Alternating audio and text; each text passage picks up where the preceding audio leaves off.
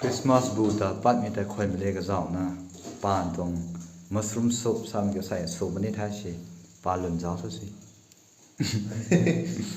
okay si hai di si ta tuang su than na an tong ni si ta kuang su than ni mushroom soup cái xiang hang hai diang mi ni ti he notice ka anh này tông bán tông nó xài thôi tôi xì tôi bài thải cái gió vẫn thế gì nó dân ga rồi nó quan cho tôi xí đâu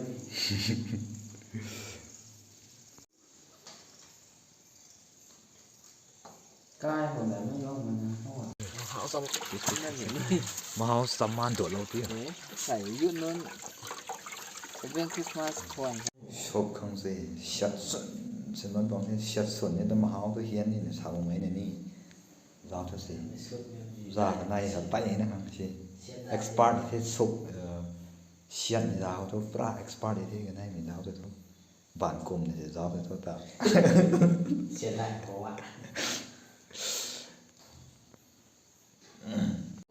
sốt tím có khẩu thì giáo thôi chứ gì vẫn khẩu còn nó mới là ginger and garlic sauce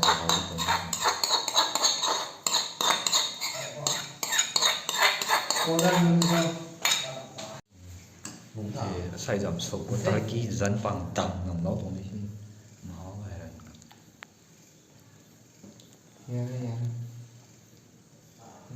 rồi chị thật mình với cái boiling tàu nó có chance lấy được vào đôi cái âm một cái lỗ thủng cái gì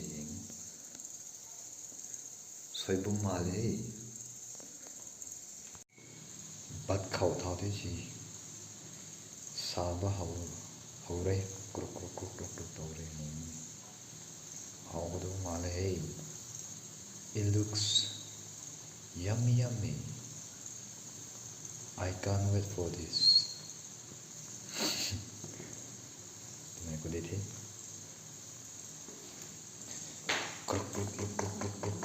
sao thế gì bắt rồi học thế gì nhưng mà này bắt rất là sâu đấy hey it's extremely boiling oh du cái thằng bắt mình này ra ngoài bọn mình thấy sai sụp tụi mày đây nó mà sụp đấy phải gió đấy không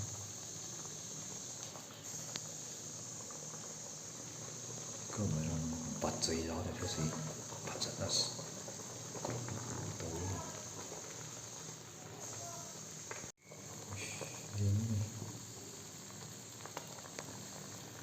mai ta thế rầm bát phao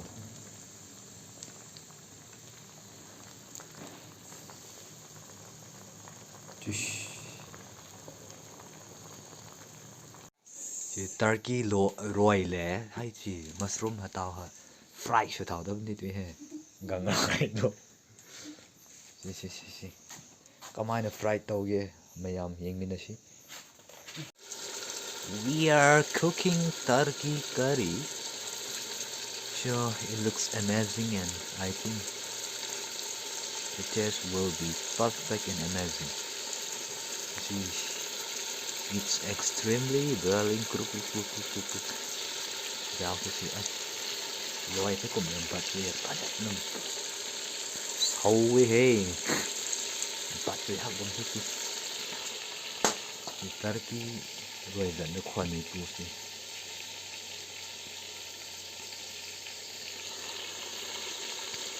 final looks mushroom soup the giáo này ha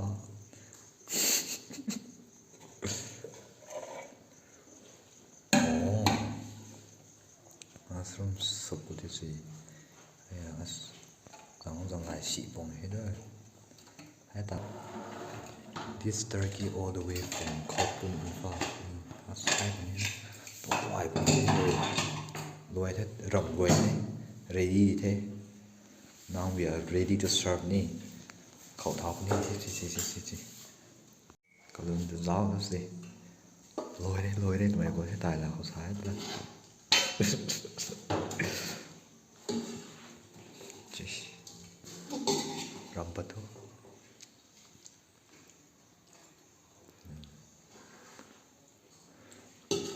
Hãy thách tụi mình có đi được.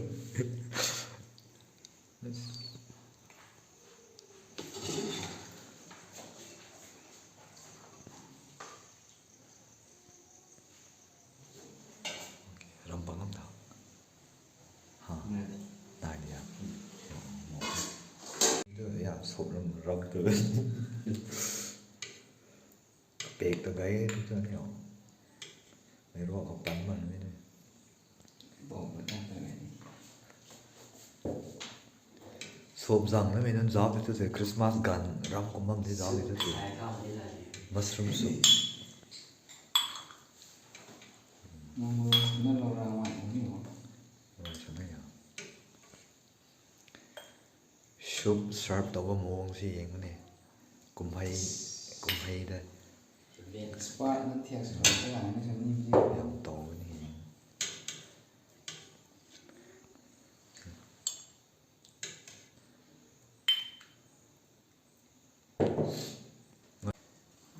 Now we are ready to have dinner, and let me show you some items prepared by today.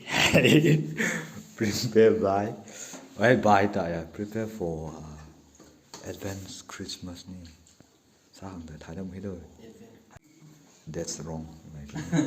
Tu ai cái rồi giờ tí nào tu review số tí nào tu comment hay gì à turkey rồi Turkey is sai for the first time ni. Tao mà. Chị. Dạ Chị không sẽ test giọng. nè. Good. Cái liền tí ni hay nên hồ. Quả sang mình á. Chị hay đi chị. Đó lộ gì. Tu suy na tu đó mi giác cái mi ra thằng mà không đi thế. Hay thế gì. Mushroom soup của mày soup ở mày thế hay thế. Pure soup của mày của thế chị. Mushroom soup thế. Tao hả? Tu cái này. What do you call in English saki? Cụm chân cao thì một. Crocodile là sao? Cụm sang với saki là English không? Lên crocodile. We don't know the saki in English. So sorry. Hay hả ni crocodile. Crocodile thôi rộng cái crocodile là đại mới được cho nên. Hay là saki. Mini. Crocodile là family của nó. Crocodile family meat ni. Right after dinner, again we gonna have pineapple for digestion. This is called digestive enzymes. Not too tăng. Digestion sẽ được không tao. Cái hôm lim nó tròn the. Cái hôm lim này phụ cái pro để đỉnh. Cái sao này thôi. Yên của nè magi của tao sẽ nói đấy hay mình magi hay phong khăn đấy tụi mình có đi hết